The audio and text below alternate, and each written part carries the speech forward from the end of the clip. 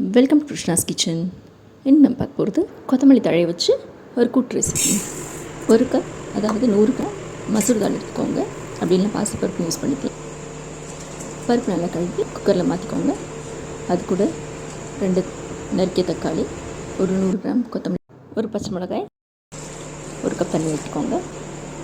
மஞ்சள் தூள், உப்பு சேர்த்து ஒரு 3 விசிலுக்கு வேக விடுங்க. அதுக்கு வேண்டிய மசாலா ரெடி பண்ணிக்கலாம்.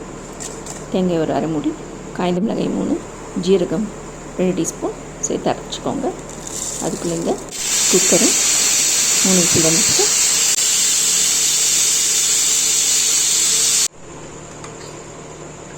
குக்கர் ப்ரெஷர் அடங்கினப்புறம் ஓப்பன் பண்ணால் நல்லா வந்திருக்கு. நல்லா மசிச்சுக்கோங்க. இது கூட அரைச்சி வச்சு தேங்காயை சேர்த்துக்கோங்க. தேங்காய், ஜீரகம், மிளகாய் அரைச்சோன்னா அதை சேர்த்துக்கோங்க. சேர்த்து நல்லா கலந்து விடுங்க.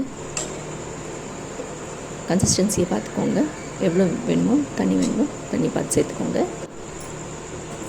இப்போ அதுக்குள்ளே ஸ்டவ் ஆன் பண்ணி கொஞ்சம் கொதிக்க விடுங்க. அந்த டைமில் சைடில் நம்ம இதுக்கு வேண்டிய தாளிப்பையும் ரெடி பண்ணிக்கலாம். 1 டீஸ்பூன் எண்ணெய், அதில் ஒரு 1/4 டீஸ்பூன் கடுகு, பெருங்காயம் போட்டு தாளித்தா இந்த கூட்டு சேர்த்து நல்லா மிக்ஸ் பண்ணிக்கோங்க. சுவையான கொத்தமல்லி கூட்டு தயார். இப்போ ஸ்டவ் ஆஃப் பண்ணிடலாம். தேங்க்ஸ் ஃபார் வாட்சிங்.